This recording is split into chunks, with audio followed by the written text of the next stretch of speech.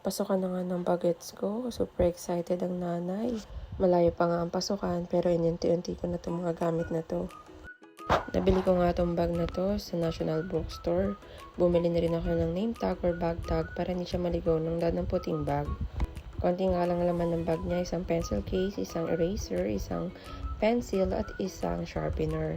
Pinagdadala nga rin sila ng notebook, yung writing notebook.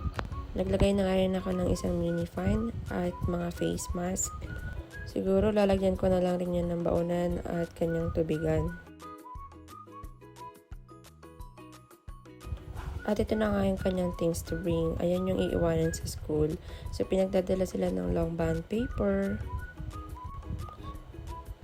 yung set ng painting, at isang notebook again, clay,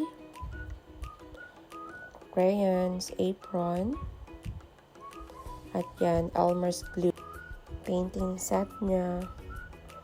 Yan, meron siyang plate, 3 colors ng paint, and then brushes. So yan, kailangan din nila ng gunting, pencil, at popsicle sticks. At pinagdadala rin sila ng moving eyes para sa mga arts nila. So yun nga, sunod yung hygiene kit natin. Yung hygiene kit nga, iiwanan rin yan sa school. So unang-una yung face mask, yung powder, syempre di mawawala yung liquid soap, and then wipes, toothbrush and toothpaste, and then alcohol spray. So yun, pinagdadala rin sila ng isang set ng damit, towels, socks, and then additional ko na lang dyan yung diaper. Grabe, mixed emotion talaga ako sa mga oras na to. Imagine, dati baby lang inaalagaan ko, ngayon estudyante na. Malaking adjustment na naman to sa amin ng tatay.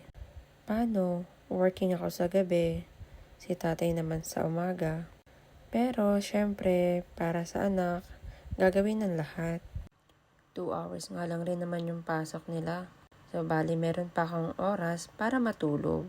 So, dito nga hindi lang estudyante yung nag-aaral, pati rin yung parents. Siyempre, kailangan natin tulungan yung ating mga bagets or estudyante para matuto rin sila sa school.